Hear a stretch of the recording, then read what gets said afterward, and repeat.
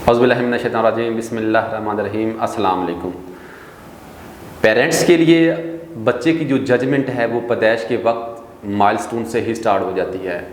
Milestone से मुराद के बच्चा जब पैदा हुआ था तो क्या बच्चा रोया था, बच्चे ने कब चलना स्टार्ट किया, बच्चे ने कब बैठना स्टार्ट किया,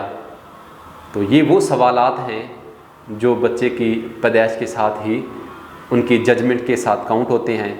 और अगर इसमें मज़ीद हम देखें तो क्या बच्चा अपनी उम्र के अकॉर्डिंगली जो क्वेश्चन हैं उनको सॉल्व कर रहा है। मसलन फॉर एग्ज़ाम्पल अगर बच्चा इसमें 5 साल का है तो जो एक 5 साल के एक के एवरेज बच्चे को सॉल्व करना चाहिए, क्या वो इनको सॉल्व कर पाता है, या वो अपने से बिलो अगर उसको कंपेयर करें कि जो 3 साल का एक बच्चा जिन एक्टिविटीज़ को सॉल्व कर पाता है क्या उनके साथ है। तो ये वो चीज़ें हैं जो हमें एक थोड़ा इसमें हिंट देती हैं। और क्योंकि इसमें बच्चे की मेंटली और फिज़िकली डेवलपमेंट जो है ना ये बहुत ज़्यादा अहमियत का हामिल है। और ऑन द इसमें अगर हम देखें कि on the basis of different reason जो है ना ये बच्चे जो है ना कुछ बच्चे साइकोलॉजिकल डिसऑर्डर का शिकार हो जाते हैं। अगर हम इसमें थोड़ा देखें तो काफ़ी इसमें रीज़न्स काउंट होती हैं और काफ़ी इसमें सिम्टम्स हैं। लेकिन थोड़ा इसमें इशारा करते हुए आगे गुजरेंगे कि जैसे कि कंडक्ट डिसऑर्डर की हम बात करें, ऑटिज़म स्पेक्ट्रम डिसऑर्डर की बात करें, ADHD की बात करें, या चाइल्डहुड जो स्पेक्ट्रम डिसऑर्डर्स हैं, और अभी जो सिम्टम्स हैं जैसे कि डिप्रेशन के हैं और एंजाइटी के, तो ये वो चीज़ें हैं, ये वो डिसऑर्डर्स हैं जिनके बच्चे पैदाइश के बाद इन चीज़ों में वो इनका शिकार हो जाते हैं। और कुछ ऐसे डिसऑर्डर्स हैं जो जेनेटिकली भी जिनमें बच्चे इसका शिकार होते हैं। लेकिन इंशाल्लाह इसमें डिटेल में हम इस पर बहस करेंगे। लेकिन जो आज जिस चीज़ की तरफ मैं इंडिकेशन करना चाह रहा हूँ वो ये है कि अगर कोई भी बच्चा इन चीज़ों का शिकार हो जाता है तो फिर उसका जो बच्चे का रिएक्शन होता है, जो इसका रिएक्ट होता है, तो वो एक नॉर्मल बच्चे की तरह नहीं होता। यानी कि वो जो बच्चा ट्रीट करेगा इन एक्टिविटीज़ में तो वो नॉर्मल बच्चे की तरह उसको ट्रीट नहीं करेगा, बल्कि पेरेंट्स की तरफ से जब कोई भी बच्चा ऐसा रिएक्ट करता है जो एक फैमिली में उनके और बच्चे इस तरह से रिएक्ट नहीं कर रहे होते, तो फिर क्या है कि वो ये समझते हैं कि ये बच्चा क्या करता है, ये बच्चा जानबूझकर ऐसा कर रहा है। क्योंकि माशरे में तो और कोई बच्चे ऐसे नहीं करते, और इवन इन फैमिली में भी बच्चे ने कोई ऐसा रिएक्ट नहीं किया तो ये क्यों कर रहा है। तो इस बात की ये है कि ज़रूरी नहीं है कि सब बच्चे सेम ही रिएक्ट करें, बल्कि ये वो ऐसी चीज़ें हैं जिनको आइडेंटिफाइड करना ज़रूरी है कि ये बच्चा, इस बच्चे ने अगर रिएक्ट किया है तो इसने ऐसा क्यों रिएक्ट किया, इसकी क्या काजेज़ हैं। बच्चा तो खुद इस चीज़ों में इन्वॉल्व है, वो खुद इससे डिस्टर्ब है, और जब उन पे ऐसी वर्डिंग की जाती है तो वो बच्चा और ज़्यादा इससे हेजिटेट होता है और ज़्यादा डिस्टर्ब होता है, क्योंकि वो तो बच्चा ऑलरेडी इसमें क्या है, पेन से गुजर रहा है। और इसके साथ साथ खसूसन जो पेरेंट्स हैं और वो भी इससे पेन से गुजरते हैं, लेकिन खसूसन जो क्योंकि इसमें मदर की जो बेबी चाइल्ड है इनके साथ अटैचमेंट ज़्यादा होती है, तो मदर जो है ना ये बहुत ज़्यादा इसमें सफ़र करती है। जब बच्चा क्या होता है, रिजिड हो जाता है, उसमें स्टबर्ननेस पाई जाती है, उसमें एग्रेसिवनेस आ जाती है, और इससे रेलेवेंट जो अदर सिम्टम्स हैं, तो इसमें क्या होता है कि जो मदर का टॉलरेंस लेवल है वो भी कम हो जाता है। और जब टॉलरेंस लेवल कम हो जाता है तो बच्चा थोड़ा सा भी रिएक्ट करे तो वो उसकी आगे जो है ना यानी कि उसकी बर्दाश्त से बाहर हो जाता है, और वो फिर उसको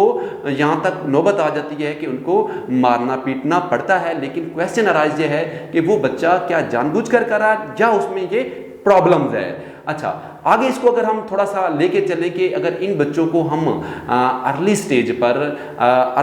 पर इनको हम डायग्नोज कर लेते हैं तो इनका क्या है कि इनका जो प्रोग्नोसिस है वो एक गुड ट्रीटमेंट की तरफ हमें इंडिकेट कर देता है। अब इसमें प्रोग्नोसिस से मुराद यह है कि जब हमें इसके सिम्टम्स का पता चल जाता है तो क्या है कि इनकी ट्रीटमेंट करना आसान हो जाती है। और अगर हम इनको on the spot currently identified नहीं कर पाते तो क्या है कि इन इनका जो डायग्नोज होता है वो क्या होता है, प्रोलॉन्ग्ड हो जाता है, वो काफ़ी देर पर आगे चलता है। Because mental illness issues are really seriously one and it's required assessment, and after the assessment it may be, its result may be indicate the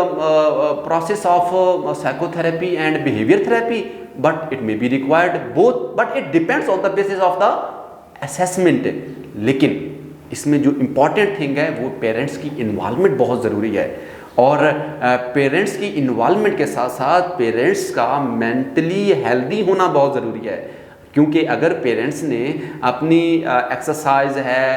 इसमें डाइट है, और इसमें अगर स्लीपिंग है, इनका अगर उन्होंने ख्याल रखा है तो वो क्या होगा कि खुद मेंटल हेल्दी होंगे तो बच्चों को सही वे में ट्रीट कर सकेंगे, और बच्चे की थोड़ी सी हरकत पर उनको खुश असलूबी से सर अंजाम देंगे,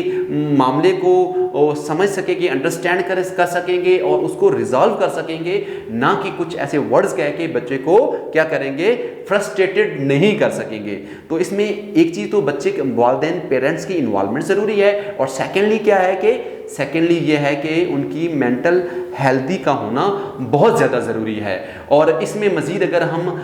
देखें कि उनको बच्चे के लिए क्या करना चाहिए, तो उनको बच्चे के लिए क्या है कि उनकी एक एक्टिविटीज़ हैं, उनको क्या करना चाहिए, एक चार्ट के अकॉर्डिंगली करना चाहिए, उनकी एक प्लान्ड एक्टिविटीज़ का होना इसमें बहुत ज़्यादा ज़रूरी है। और सेकेंडली क्या है कि जिस चीज़ का बहुत ज़्यादा फुकदान है कि जब भी बच्चा कोई एक एवरेज से हट के बच्चा होता है तो उसको ट्रीट किया जाता है, तो उसमें रिवार्ड एंड पनिशमेंट का जो है ना, इस कंसेप्ट का होना भी बहुत ज़्यादा ज़रूरी है इन बच्चों के लिए। वो क्यों, अगर यहाँ पे मैं थोड़ा एक्सप्लेन करूँ तो रिवार्ड तो ये है ना कि जब भी बच्चे ने कोई एक अच्छा टास्क लिया है तो उनको अच्छे टास्क की बेस की बिना पर आप कुछ उनको देते हैं, जिसकी वजह से वो उनमें काम करने की मज़ीद जो है ना वो स्ट्रगल ज़्यादा हो जाती है और उनमें इंटरेस्ट बढ़ जाता है। लेकिन पनिशमेंट से मुराद ये नहीं है कि बच्चे को मारना, बल्कि पनिशमेंट से ये मुराद है कि जो आपने एक्टिविटीज़ बच्चे के लिए सेट की हुई थी, जिसमें उसके खेलने की भी है, जिसमें उसके इंटरेस्ट से रेलेवेंट भी है, तो आपका पनिशमेंट ये होगा कि जब वो बच्चा मतलब घर का है या स्कूल का कोई भी टास्क है वो जब तक नहीं करेगा तो आप क्या करेंगे, आप उससे कहेंगे कि उस वक्त तक आपको खेलने नहीं दिया जाएगा जब तक आप ये काम कंप्लीट नहीं करेंगे। तो यहाँ जो पनिशमेंट का वर्ड्स है वो पनिशमेंट का वर्ड्स आप इस सेंस में बच्चे की एक्टिविटीज़ के लिए यूज़ करेंगे। इससे क्या होगा, इससे ये होगा कि बच्चे की जो है ना अपना गामजन या इंटरेस्ट वो फिर अपने काम पर फोकस करेगा, और लेटर ऑन वो जो इसकी चीज़ के लिए उनको पता होगा कि इसके लिए पनिशमेंट मिलनी है, और पनिशमेंट भी वो मिलनी है कि मुझे अपने दोस्तों के साथ खेलने के लिए नहीं जाना पड़ना। और फिर अगर आप बच्चे को कोई भी गाइडलाइन देते हैं तो आपने रिपीट करना है कि बेटा बताओ कि मैंने आपसे क्या कहा है। फिर अगर वो कोई जो स्कूल का उनका एटमॉस्फेयर है तो आपने खुद वहाँ पे विज़िट करना है, और उनका जो होमवर्क है उसको आपने खुद देखना है, और इवन आपने वो टीचर्स के साथ भी ख़ुसूसन डिस्कशन में उनको बताना है कि इनके साथ थोड़ा आपने स्पेशली इनको थोड़ा एडवाइस करना है, ताकि ये क्या है कि बच्चा नॉर्मल एक्टिविटीज़ कर सके। और इसमें आज जो हमारा ओवरऑल मज़ीद इसमें भी और काफ़ी चीज़ें हैं, लेकिन आज हम डिस्कशन की है, इसका जो बेसिक ये है कि कोई भी एवरेज जो बच्चा है तो उसको किसी भी बच्चे को अगर यहाँ पे कोई प्रॉब्लम्स हैं तो काइंडली आप उनको आइडेंटिफाइड करें और उस प्रॉब्लम की जो रिजॉल्व है उनकी तरफ जाएं, ना कि खुद भी डिस्टर्ब रहें और अपने बच्चे को भी डिस्टर्ब रखें। तो आपकी समात का बहुत शुक्रिया।